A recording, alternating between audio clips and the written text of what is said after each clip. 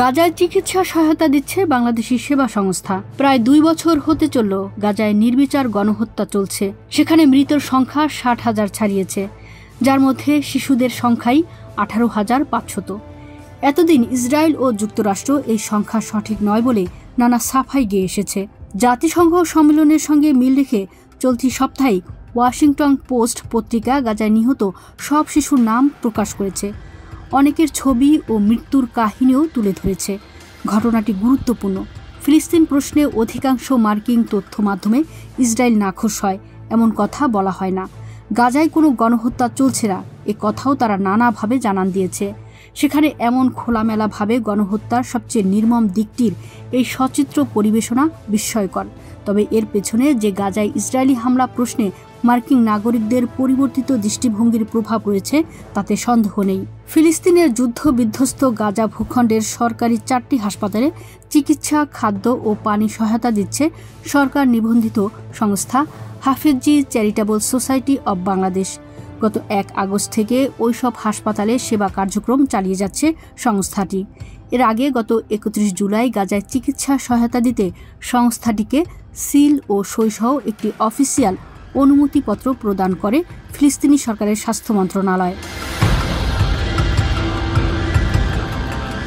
গাজার হাসপাতালগুলো হল পশ্চিম গাজার শারে আল ওয়াহদাহের মুজাম্মাউস সিফা আল তিব্বি, উত্তর গাজার আন নসরের রান্তেসি বিশেষায়িত শিশু হাসপাতাল, মধ্য গাজার ডেয়ার আল বালাহের আল আকসা হাসপাতাল ও দক্ষিণ গাজার খান ইউনুসের ইউরোপিয়ান গাজা হাসপাতাল। রাফা সীমান্ত দিয়ে গাজায় প্রবেশ করা 3 শতাধিক শিশুর জন্য একটি স্কুল পরিচালনার উদ্যোগও নিয়েছে হাফেজি চ্যারিটেবল, যেখানে শিশুরা বাংলাদেশ শব্দটিকে বলছে কৃতজ্ঞতা ও আশার প্রতীক হিসেবে। চ্যারিটেবলের সহ সভাপতি মাওলানা মুহসিন বিন মুইন বলেন, সংস্থার প্রতিনিধিরা বাংলাদেশ ব্যাংকের বৈধতার আওতায় মিশরে গিয়ে দায়িত্বপ্রাপ্ত ফিলিস্তিনি কর্মীদের হাতে নগদ অর্থ হস্তান্তর করেন। এই অর্থ পরবর্তীতে ব্যাংক অব ফিলিস্তিন এর মাধ্যমে গাজায় প্রেরিত হয়। কখনো প্রতিনিধিরা যেতে না পারলে আল আজহার বিশ্ববিদ্যালয়ে অধ্যয়নরত বিশ্বস্ত ছাত্রদের মাধ্যমে অর্থ পৌঁছে দেওয়া হয়। সংস্থার সাধারণ সম্পাদক মাওলানা ইব্রাহিম মিয়া বলেন, মানবতার পক্ষে দাঁড়ানো কোনো অপরাধ নয়। যুদ্ধ থামায়নি আমাদের মনুষ্যত্ববোধ। আমরা পাশে দাঁড়িয়েছি সেই নিষ্পাপ শিশুদের, যাদের শৈশব কেঁদে মুছে গেছে ধ্বংসস্তূপে। ইতিহাসেই প্রমাণ রাখবে মানবিকতার পক্ষে সাহসিকতাই শ্রেষ্ঠ। 2023 সালের যুদ্ধ শুরুর পর থেকে কট্টর উগ্র ডানপন্থী ইসরায়েলি নেতারা গাজায় আবারও সেনা মোতায়েন ও বসতি গড়ার আহ্বান জানিয়ে আসছে। নেতানিয়াহু বেশ কয়েকবার বলেছেন গাজা থেকে সব ফিলিস্তিনিকে সরিয়ে ফেলা হবে, যা জাতিগত নির্মূলের শামিল। এদিকে ফিলিস্তিনিদের অবরুদ্ধ গাজা উপত্যকায় পুরোপুরি দখলের পরিকল্পনা নিয়ে ইসরায়েল যদি পরিকল্পনা করে তাহলে তাতে বাধা দেবেন না বলে ইঙ্গিত দিয়েছেন যুক্তরাষ্ট্রের প্রেসিডেন্ট ডোনাল্ড ট্রাম্প। মূলত গাজা দখলে নেওয়া বা না নেওয়ার সিদ্ধান্ত তিনি ইসরায়েলের উপরেই ছেড়ে দিয়েছেন।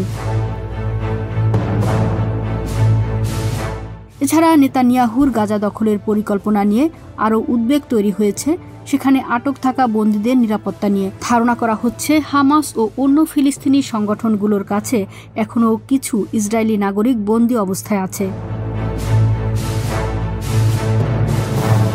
জাতিসংঘের শীর্ষ কর্মকর্তা মিরোস্লাভ ইয়েনচা মঙ্গলবার বলেন, গাজা পুরোপুরি দখলের চেষ্টা বিপর্যয়কর পরিণতি ডেকে আনতে পারে। তিনি নিরাপত্তা পরিষদে বলেন, আন্তর্জাতিক আইন স্পষ্টভাবে বলছে গাজা ভবিষ্যতের ফিলিস্তিন রাষ্ট্রের অবিচ্ছেদ্য অংশ। গাজাকে সেভাবেই থাকতে হবে।